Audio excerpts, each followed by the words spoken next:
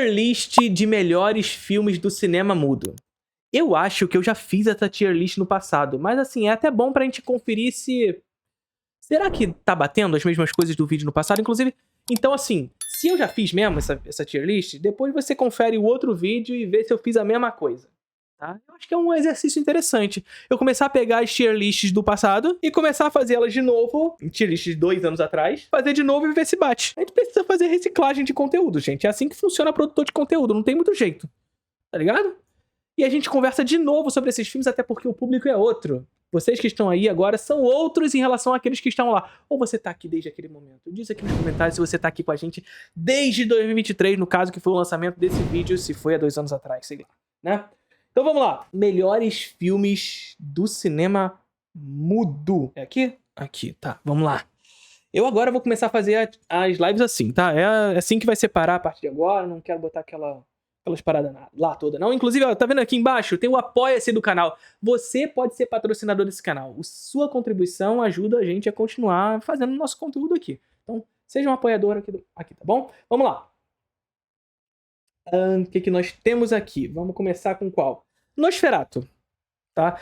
Vocês já sabem como é que funciona as tier lists aqui, né? A gente só pode botar 5 filmes em cima, porque a gente só aguenta 5 pica. Só 5 pica no top. 10 maravilhoso. Aí, de resto, amigo, a gente tem que botar do jeito que veio, tá? Então vamos começar com qual? Eu vou começar com Gabinete do Dr. Caligari, que aí eu já boto na pica. Tá? Eu já coloco a pica, que aí já tem uma. Vamos pro outro. Eu quero botar o Haxan. Haxan eu vou botar em maravilhoso. Haxan, gente, é um documentário que fala sobre as bruxas. Só que ele vai tratar, nesse documentário, mais especificamente, sobre a história da loucura. Sabe? Antes de Foucault escrever a história da loucura, nós teríamos Benjamin Christensen fazendo Haxan, tratando da bruxaria como uma espécie de história da loucura. Então é um filme bastante interessante que começa já aqui, na década de 20, a desvincular a ideia da bruxaria da histeria feminina. Ou seja, é um filme crítico a esse processo, inclusive, da histeria feminina como um processo bastante... de um olhar masculino sobre a condição psicológica, né? A Paixão de Joana d'Arc eu vou colocar em pica. Não tem jeito. Filmaço. E Luzes da Cidade do Chaplin eu vou colocar em pica também. Algum vai cair. Alguma pica vai cair aqui. Tá? Alguma pica aqui vai cair. Diário de uma Garota Perdida do Pabst é maravilhoso. Assistam esse filme aqui com a Louise Brooks. Dito isso, eu vou colocar o outro filme aqui da Louise Brooks, também do Pabst, A Caixa de Pandora. Esse aqui, pra mim, tá? É o filme com um dos maiores pesos dramáticos que eu já assisti na história. Que eu já assisti na história do cinema. Tá? Que eu assisti. Então não tô colocando geral. É dos filmes que eu senti, enquanto peso dramático, um dos mais competentes nesse sentido. A Caixa de Pandora. É um filme que vai tratar com uma maneira muito única essa decadência trágica da personagem central. A personagem central, ela começa bem, assim como toda tragédia. Nós temos um início relativamente bom. Ela é uma atriz de grandes espetáculos musicais. E uma escolha dessa personagem leva ela à tragédia. E ela vai caindo cada vez mais nesse abismo em que ela vai se enfiando pela escolha inicial que ela tomou. Baita filme, A Caixa de Pandora, inserido sob um contexto ali da década de 20, portanto, da Alemanha. Ou seja, um contexto de pós-Primeira Guerra Mundial, de crise econômica da Alemanha, mas mais especificamente aqui nesse contexto a gente está falando de um filme de 28 e, portanto, já havia uma breve recuperação econômica do país e depois uma nova crise que se instaura, sobretudo pela crise de 29, né? Mas A Caixa de Pandora, um baita filme desse contexto histórico. Não é um filme expressionista, vale dizer isso porque, assim, eu coloquei o Gabinete do Dr. Caligari aqui em pica, que é talvez o maior representante do expressionismo alemão, mas a galera tem um problema com isso. Quando a gente fala filme alemão produzido na década de 20, a galera logo assume que o filme é expressionista. A Alemanha não fazia só expressionismo na década de 20, tá, gente? Isso aqui é muito importante. E eu vou dizer assim, o expressionismo alemão talvez tenha sido o movimento que eu mais estudei na minha vida, porque foi parte da minha dissertação de mestrado, inclusive. O cinema alemão e o cinema nazifascista. Porque eu estudei justamente a representação e a formação do território alemão, etc. Enfim, então, a partir da arte. Mas a Alemanha, na década de 20, ela não produzia só expressionismo. Aliás, tem aula sobre expressionismo alemão lá no Introdução ao Cinema. Não só sobre expressionismo, sobre cinema alemão da década de 20, tem aula lá no Introdução ao Cinema, caso você queira conferir. Mas o cinema alemão não produzia só expressionismo nesse contexto. Havia também o Kammerspiel, por exemplo, que era um movimento que se ligava muito mais ao concreto do que ao obscuro e à abstração, como era o expressionismo alemão. E depois a nova objetividade, que era um movimento que reunia dialeticamente esses conceitos que o cinema alemão vinha produzindo até então. O qual a Caixa de Pandora está um pouco nesse lugar. É um filme muito concreto, muito simples, que tem consigo a característica de ter muito poucos intertítulos e, portanto, os diálogos à época e os conceitos textuais à época. Mas ainda assim um filme bastante obscuro, tortuoso, ou seja, que reunia um tanto das características de ambos os movimentos. Então, A Caixa de Pandora é um desses filmes e que eu acho, assim, magnífico. É um dos meus filmes favoritos do cinema mudo. Metrópolis. Eu vou colocar Metrópolis em bom, por quê? Vocês sabem que eu não sou tão fã assim de Metrópolis. Eu acho o final de Metrópolis, inclusive, bastante problemático, dessa ideia de reunir a cabeça e o coração, sabe? Não, na verdade, o intermédio entre a cabeça e a mão é o coração. Porra. É uma ideia, inclusive, que vai ser bastante absorvida pelo nazifascismo. Não tô falando que o Fritz Lang era fascista, muito pelo contrário, ele fugiu do fascismo, mas a esposa dele, à época, seguiu lá como roteirista do nazismo, né? Até a Von Harbour. Mas, enfim, não é um filme que eu curto tanto, apesar de ser um filme grandiosíssimo, esteticamente lindíssimo. E por isso eu coloco ele em bom ainda. Aí aqui um outro exemplo, tá? A Última Gargalhada, que eu vou colocar em maravilhoso. A Última Gargalhada é um filme que é do Murnau, de 1924. E o Murnau, ele é um diretor um tanto... É um diretor síntese do que foi o cinema alemão da década de 20. Opa, peraí. O Murnau é um diretor síntese do que foi o cinema alemão da década de 20. Porque o Murnau, ele fez expressionismo. Por exemplo, Nosferatu. Fausto é um filme que tem características expressionistas. Eu não diria que é um filme expressionista, mas ele tem características expressionistas. Mas ele também fez Kammerspiel. Então ele faz, por exemplo, Fantasma. E ele faz A Última Gargalhada. E A Última Gargalhada é um filme que a galera tende a acreditar como um filme do expressionismo alemão. Mas não é. A Última Gargalhada é um filme da Kammerspiel. E não só é um filme da Kammerspiel, como A Última Gargalhada, ele faz parte da trilogia Kammerspiel. Que é completa por Cacos, do Lupo-Pique, seguido de A Noite de São Silvestre, também do Lupo-Pique, e encerrando com A Última Gargalhada, de Murnau. Não são filmes sequenciais, não são filmes dependentes entre si, mas que fazem parte dessa trilogia da Kammerspiel. Isso está dito no livro do Krakauer, por exemplo, o Caligari a Hitler, tá? Não sou eu que estou dizendo isso para vocês. Então, A Última Gargalhada, apesar de ser costumeiramente vinculado ao expressionismo, não o é, tá? Fausto, maravilhoso. E aqui Fausto é um dos filmes mais esteticamente impressionantes. Assim, cada frame desse filme é uma coisa maravilhosa. Tá? Vamos lá. O Homem com uma Câmera pica. Assim, eu diria que é o meu filme favorito do cinema mudo. É um filme extremamente revolucionário. É um filme em que o Vertov ele inaugura, de alguma maneira, ou ele não inaugura, mas ele... inaugura, né? Claro. Mas ele traz à tona o conceito do cineolho, né? E, portanto, essa ideia de um super-olho, um olho que alcança lugares onde o olho humano não é capaz de levar, e não só alcança lugares onde o olho humano não é capaz de alcançar, como ele tem a possibilidade de levar esse olhar para milhares de pessoas, né?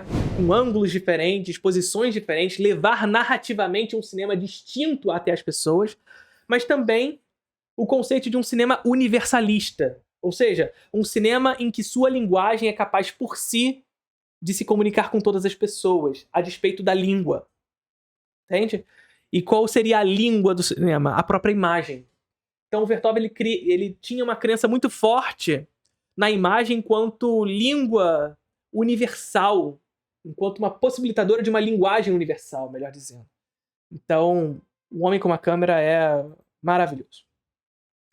Dito isso, Uma Página de Loucura, maravilhoso, filme de terror japonês, incrível. Aqui me pega, tá? Porque, olha, O Anel dos Nibelungos 1 e 2. Eu vou deixar o 2 em pica e o 1 eu vou descer pra maravilhoso. Anel dos Nibelungos, pra quem não sabe, é um filme do Fritz Lang, tá? Mais um filme do Fritz Lang aqui. Só que assim, já entrou 6 pica, né? E o que a gente faz? O que a gente faz aqui? Mas assim, eu acho que eu vou baixar o Anel do Nibelungo. Não dá pra tirar nenhum desses 5 por enquanto, não. Não dá. Mas aí a gente bota aqui, por exemplo, A Coragem Fantasma, do Victor Jostrom. E eu vou... O que eu faço? Aqui me pega, tá? Fudeu. Caralho. Ai, o que eu vou baixar? Luzes na Cidade do Chaplin. Meu filme favorito do Chaplin, tá? Ah, não, eu não vou baixar. Vou baixar Paixão de Joana d'Arc. Desculpa. Desculpa. Eu só tenho desculpas a pedir pra vocês, tá? A Corrida do Ouro do Chaplin. Eu vou botar em bom. Porque senão vai ocupar todos os maravilhosos também. Ele é maravilhoso, mas eu vou colocar em bom. 2, 3, 4, 5, 6, 7, 8. Só tem mais 2 espaços em maravilhoso. Porque assim, por exemplo, Aurora. Aí eu vou ter que descer o Chaplin. Aurora do Murnau. Eu vou ter que descer o Chaplin. E vocês já estão vendo como o cinema alemão da década de 20 é pica, tá? Vocês estão vendo, né? Desculpa, gente. É regras impostas a mim. Eu só posso botar 5 aqui e só posso botar 10 aqui. Não significa que isso aqui não é maravilhoso, que isso aqui não é maravilhoso, que isso aqui não é maravilhoso. Que essa porra aqui toda é maravilhosa. Mas eu tenho que fazer. Eu tenho que fazer escolhas. Tá? Eu tenho que fazer escolhas. Nosferatu. Vai pro bom. Desculpa. Nosferatu é maravilhoso. Mas eu vou botar em bom. Por quê? Porque não tem mais espaço. Tem 9 espaços aqui. E desses 9 espaços, por exemplo, eu tenho que colocar o cameraman do O Homem das Novidades, do Buster Keaton. Bem como eu também tenho que colocar Sherlock Jr. aqui. E aí o que eu faço? Eu vou baixar a Carruagem Fantasma. E se eu baixei Carruagem Fantasma, nós temos 11 aqui. E eu vou baixar Diário de uma Garota Perdida. Caralho. Isso aqui tá difícil, tá? Não tem um filme ruim nessa lista. Por exemplo, aqui, One Week, do Buster Keaton. É maravilhoso, mas eu vou ter que botar em bom. A Greve, do Eisenstein. Eu tenho que colocar em maravilhoso. Mas aí, o que eu faço? O que eu baixo aqui? Vamos lá, vou baixar um dos Anéis do Nibelungo. Aí tu vem, Dr. Mabuse. Eu vou botar em bom. E aí aqui, ó, gente, Dr. Mabuse é muito interessante. Aí só filmes alemães, gente, o cinema alemão da década de 20 é pica. é pica. Não tem, assim, é bizarro o cinema alemão da década de 20, tá? O cinema alemão e soviético são muito fodas na década de 20. Mas olha só, Dr. Mabuse, assim como o expressionismo alemão como um todo, ele foi um movimento premonitório, tá? Não no sentido real da palavra, tá? Não é como se ele estivesse descobrindo as coisas. É que é sabido que em momentos de crise, a classe trabalhadora tende a se rebelar, tá? Em momentos de crise, a classe trabalhadora tende a sentir a chibatada nas costas. É sabido também, inclusive por esses cineastas, mesmo que consciente ou inconsciente, pelo espírito do tempo. Que tempo é esse? Pós Primeira Guerra Mundial, crise econômica, social, e todas as crises possíveis, moral, que a Alemanha vivia naquele contexto histórico. É sabido que em momentos de crise, a classe trabalhadora sente a chibatada nas costas, mas a classe dominante tende a tentar pautar o debate desse rebelamento da classe trabalhadora. Entende o que eu tô falando? Ou seja, a classe trabalhadora se rebela contra aquilo que a oprime, mas aí cabe saber quem vai pautar esse rebelamento. Se será a própria classe trabalhadora, e aí é a Revolução Comunista, ou se será a própria classe dominante que vai pautar esse debate através dos espantalhos, da mentira, das falsas verdades, que é o caso do nazifascismo, é o botão de emergência do capitalismo. Tá? E é isso que aconteceu com a Alemanha. É sabido que em momentos de crise a classe se rebela. E aí o que faz o nazifascismo? Acha os falsos culpados. E o cinema alemão da década de 20 compreende isso. Não à toa se faz Metrópolis, que é um filme sobre isso, de alguma maneira. Entende? Não à toa se faz Dr. Mabuse, que é um filme sobre isso, de alguma maneira. Não à toa se faz O Gabinete do Dr. Caligari, que é um filme sobre isso, diga-se de passagem. O Gabinete do Dr. Caligari conta a história de um cara, de um hipnólogo, que chega numa cidade e ele controla Césare, um homem que, sonâmbulo, caminha pela cidade matando as pessoas pela ordem do seu, aspas, dono. Ou seja, um homem que controla as pessoas através das suas ideias. Dr. Mabuse se trata de um cara que vive no submundo na Alemanha e controla as pessoas através do jogo. Dr. Mabuse e o jogador. Inclusive, o Fritz Lang faz a sequência de Dr. Mabuse na década de 30 e esse sujeito, Dr. Mabuse, ele tá preso. E da prisão ele escreve o seu testamento. O Testamento do Dr. Mabuse é o nome do filme. Ele escreve o seu testamento. E o seu testamento, enquanto ele vai escrevendo, vai acontecendo na realidade, fora da prisão. Vê se isso não tem lastro com a realidade. Com o que aconteceu na Alemanha. Tá ligado? Enfim. O Encoraçado Potemkin. Maravilhoso também. Mas e aí, o que eu faço?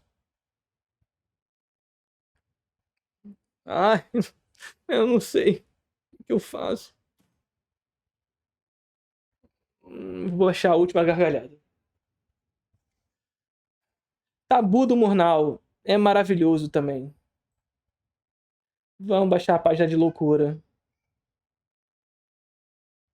Tabu do Murnau é um dos grandes filmes dele. A General. Maravilhoso. Eu vou baixar o Homem das Novidades. Desculpa. Mas eu prefiro Não, eu prefiro o Homem das Novidades do que a General. Mas eu prefiro a General do que a Haxan. Não, desculpa. Ai. Eu não assisti Creed ainda, sabia? Creed. Caraca. Senhor da... Esse aqui é bom filme. Um Cão da Luz é maravilhoso também. Caralho. Tá, mas eu vou ter que deixar. Ai, meu Deus. Vai ser aqui. Vou mandar o Robert Eggers fazer remake desses filmes todos. Eu não consigo assistir filme mudo. Robert Eggers, faz aí pra mim. Gente, eu acho que a sofrência acaba por aqui, tá? Eu não vou sofrer mais do que isso. Tá aí excelentes indicações de filmes mudos pra vocês. E tem mais, tá? E tem mais. Se você for pegar o cinema alemão em específico, vocês precisam ver, por exemplo, Gente no Domingo, do Robert Siodmak. Pica. Pica. Vocês precisam ver, por exemplo, A Boneca do Amor, do Ernst Lubitsch. Lindo, lindo. E assim, a gente pode continuar falando aqui inúmeros filmes maravilhosos. Tá aí. Indicações de filmes mudos pra vocês. Pra você que mas eu não consigo ver filme mudo. Começa a assistir. Começa pelo Gabinete do Dr. Caligari. Eu tenho certeza que você vai gostar. Tá bom? Curtiram o vídeo?